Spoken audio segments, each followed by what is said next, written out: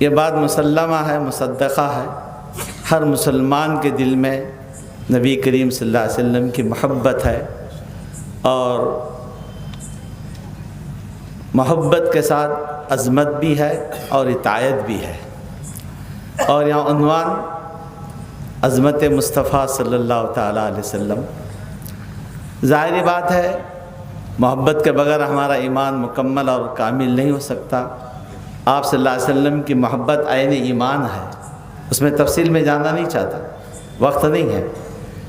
اور عظمت کے سلسلے میں میرے بھائیو، اللہ رب العالمین نے سورہ حجرات میں اپنے حبیب نبی کریم صلی اللہ تعالیٰ علیہ وسلم کے سلسلے میں جو آداب بیان کیے ہیں، اس کو آپ پڑھ لیں گے تو مومن کا دل ماشاءاللہ محبت رسول سے بھر جائے گا اور عظمت پیدا ہو جائیں گی، ادب احترام آ جائے گا۔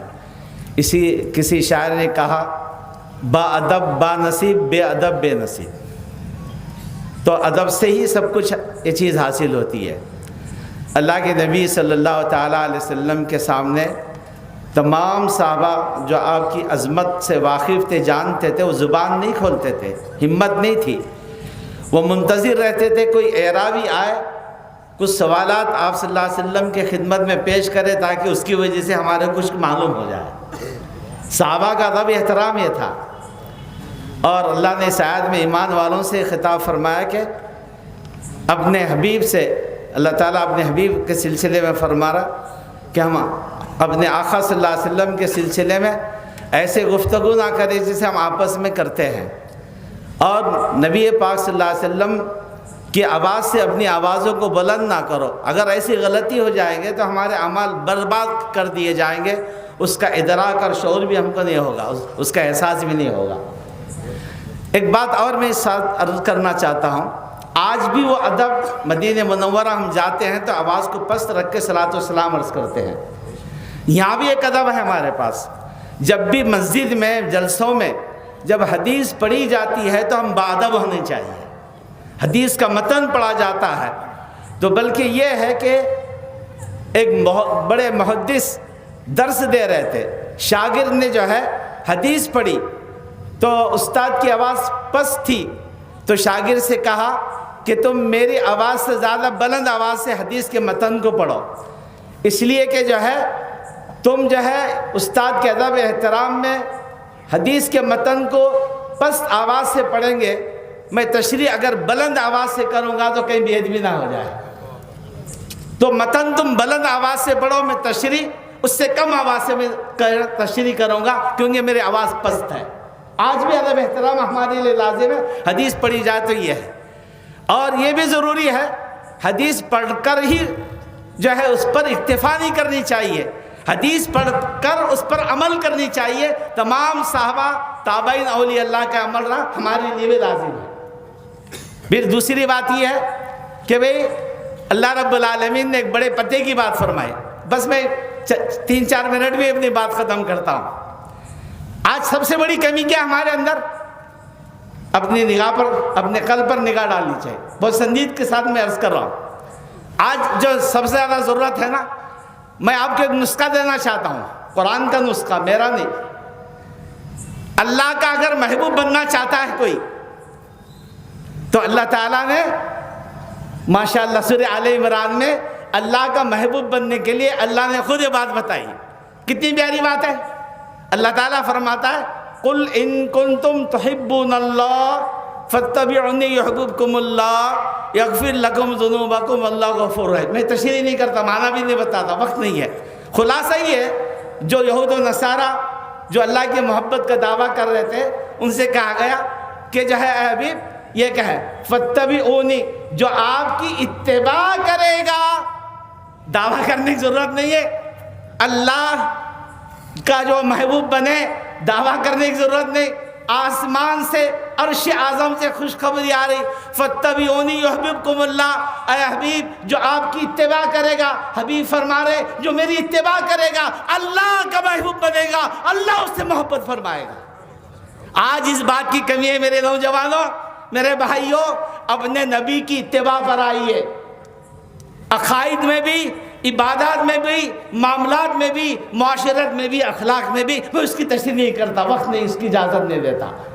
ایک بات تو مجموعی طور پر نمازوں کا اہتمام زندگی میں، اور اپنے اخلاق کو، اپنے معاملات کو درست کرو۔ میرے بھائیوں، ایک بات عرض کر رہا ہوں کہ ہمارے ہندو بھائی اور دیگر مذاہب کے لوگ ہیں تو وہ آج سیرت نہیں پڑھ رہے، قرآن نہیں پڑھ رہے۔ ہم کو دیکھ کر کہیں دین کو، پیارے حبیب صلی اللہ علیہ وسلم کو سمجھنا چاہے تو ناممکن بات ہے، تو اس لیے ہم کو اتباع پر آنی پڑے گی۔ تو مسلمانوں کے سلسلے میں، برادران وطن کے سلسلے میں بات عرض کرتا ہوں، میرا پیغام ہندو بھائیوں تک پہنچ جائے۔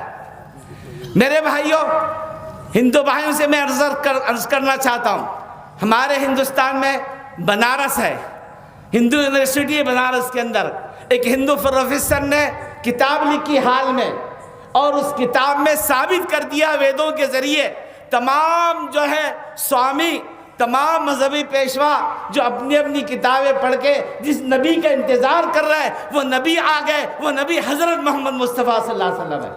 ہمارے ہندوستان کا وہ پروفیسر جو ہندو بھائی ہے اور بنارس یونیورسٹی ہندو یونیورسٹی کا پروفیسر ہے، وہ کتاب آج آواز دے رہی ہندو بھائیوں کو۔ میں ہندو بھائیوں سے، میں ہمارے ملک کی خصوصیت ہے کہ اپنے محسن انسانیت، محسن اعظم کی سیرت کو پیش کیجئے، ہم سے زیادہ پیارے حبیب صلی اللہ علیہ وسلم کے عاشق بن جائیں گے۔ اس کی ضرورت ہے، مسلمان پیارے حبیب صلی اللہ علیہ وسلم کے جو تعلیمات کی دعوت دے، غیر مسلمین کے درمیان میں سیرت کی کتاب ہے۔ ایک واقعے کے ساتھ بات ختم کر رہا ہوں۔ ہمارے کرناٹک میں کچھ علماء نے ارادہ کیا کہ غیر مسلم ہندو بھائی اور بہنوں کے، لڑکوں اور لڑکیوں کے درمیان میں سیرت کو عز رکھا، اور ایک سیرت کی کتاب شائع کی اور اعلان کیا ہندو لڑکے لڑکیوں کے لیے یہ ہے، اور یہ کتاب پڑھ کر جو اس کے کوئی اس میں سوالات لکھے، جوابات لکھے، اور اس کو انعام دیا جائے گا۔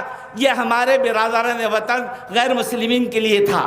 لڑکیاں پڑھیں، لڑکے پڑھے، پھر اس کے بعد کتاب پڑھنے کے بعد جب انعام دینے کا وقت آیا، فرسٹ کلاس سیکنڈ کلاس آ گئے، تو یہ ہندو لڑکی نے کہا کہ میں انعام نہیں لے سکتی، آپ نے شرط لگایا ہے کہ جو وہ غیر مسلم ہونی چاہیے۔ میں نے کتاب پڑھا، کتاب پڑھ کر میں مسلمان ہو گئی ہے۔ میرے بھائیو، آج اس بات کی ضرورت ہے۔ آخری بات حکومت سے میں عرض کرتا ہوں، میرے آقا صلی اللہ علیہ وسلم خطوط لکھے، ایران کو خط لکھا تو ایران کے بادشاہ نے خط کو پھاڑ دیا، اللہ نے اس کے ملک کے ٹکڑے کر دیے۔ میں آخری بات عرض کر رہا ہوں، میں اپنی حکومت سے عرض کرتا ہوں، جو اللہ کے نبی کی شان میں گستاخی کا موقع دیں گے آپ، اور اس سیاست کے لیے ایسا ناٹک رچائیں گے، جو خالق و مالک ہے وہ جو ہے پوری دنیا کو جو ہے ٹکڑے کر دے اور پوری دنیا پر عذاب آ جائے، اس کی توبہ کرے۔ اللہ کو برداشت نہیں، سب کچھ برداشت ہے، نبی کی شان میں برداشت نہیں۔